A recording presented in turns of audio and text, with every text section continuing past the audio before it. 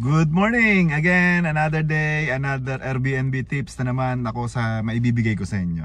So, with my 1 year of experience sa pag-Airbnb, marami na akong nalaman at marami akong mga bagay na naunawaan na hindi ko alam before ako mag-start ng Airbnb. I tried to find some information in the net, kaso karamihan ng impormasyon na nakikita ko ay galing sa mga hindi taga-Pilipinas na nagpapa-Airbnb. So very less yung mga nag-Airbnb na nagbibigay ng kanilang mga suggestions, inputs about Airbnb.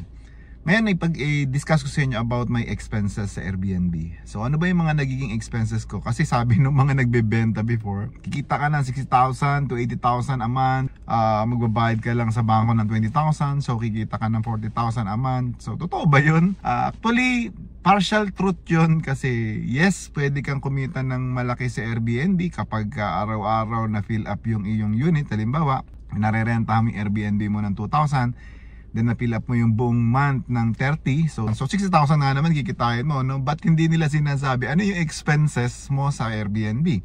Kasi in reality, yung mga sales agent, hindi rin nila alam kung ano yung mga expenses. So ngayon sabihin ko sa inyo kung ano yung mga expenses. Una sa expenses mo, yung pag-maintain mo ng unit. So every in and out ng guest, so magkakaroon ka dapat ng cleaner. Normally magbabayad ka dyan ng mga 600 pesos per stay or per cleaning. Maganda yan kapag ka 2 or 3 days yung guest. So ibig sabihin, isang beses ka lang magbabayad. But pagka naging everyday yung guest mo, magbabayad ka everyday ng 600. So less agad yun, di ba? Malaking bawas agad yun. Of course, yung bibigay ng mga amenities sa yung mga guest, yung iyong mga bath and body soap, tapos yung mga shampoo, yun ibibigay mo sa kanila. So yun, expenses din yun. Kasama yung tubig at saka kape, syempre expenses din yan. Kasi pag wala kang ganyan, hindi ka papasokin ng mga guest.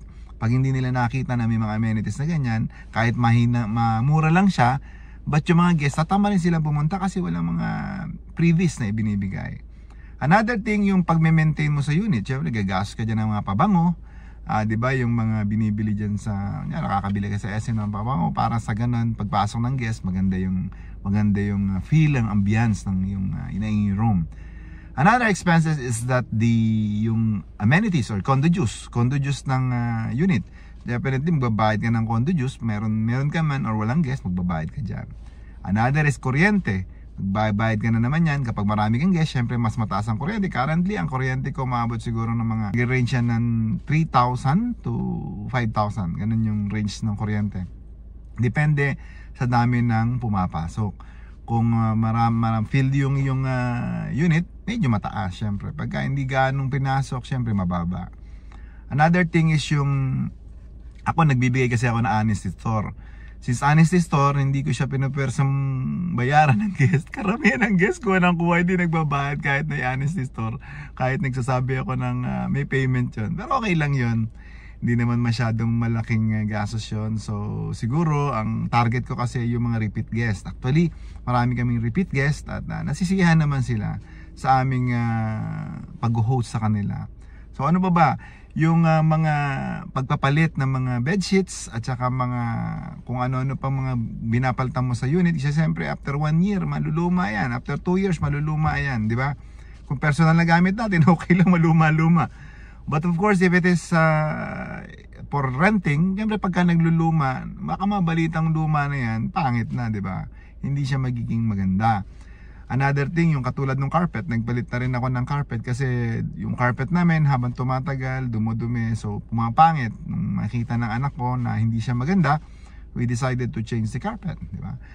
May mga bagay na nasisira like plates, halimbawa nabasag or something, although minsan hindi mo na sisingilin sa guest yung kapag mga plates ng ganun, so palitan mo na lang, di ba?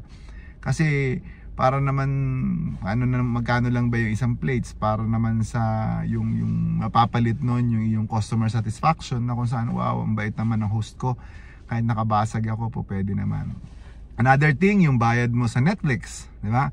Kasi siyempre yung unit namin meron kaming TV, so may Netflix yan, may bayad ako sa Netflix on a monthly basis. Ganun din, nagbabayad din ako sa Spotify kasi meron akong Alexa. So nagbabayad din ako sa Spotify, no? Para meron akong sound system sa unit. Ano ba? So marami pa ang mga, sometimes may mga nasisira sa unit, may mga complain yung guests, halimbawa yung mga gripo nasisira. So you have to spend also sa mga magbabayad ka doon, ano. So profitable pa ba ang aking Airbnb business? Technically profitable siya. Siguro lalo na kung hindi na ako nag-amortization sa bangko, masasabi kong profitable siya, magpa-positive siya.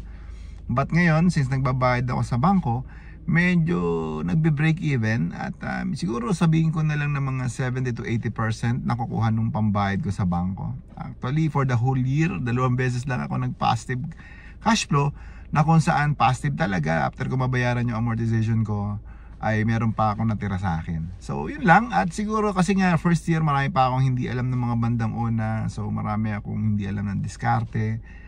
Lately na lang din ako nagkaroon ng marketing. Isa pa rin pala sa gastos ang marketing, ano. Nagma-marketing ako. Simula nang mag-marketing ako, naging less stress yung aking pag-post sa mga Facebook kasi mina-market na ng FB yung aking unit. So, nag-spend ako ng about maybe 2,000 plus for my marketing purpose. But okay naman. So far okay naman kasi karamihan ng aking mga guests either coming from Airbnb or coming from FB is coming from my marketing sa FB. Yan din ako mga marketing na sa vlogs, but very less yun. So yun lang, siguro yan yung mga expenses na kung saan kailangan mong maunawan kung mag-Airbnb ka. And I hope madami pa ako matututunan. Siguro I will share it later. At kung gusto mong akong kausapin regarding this matter, you can set an appointment with me, of course. I can send you my fees for my mentoring fees. So siguro pwede yan. Try natin. Okay, bye-bye. God bless.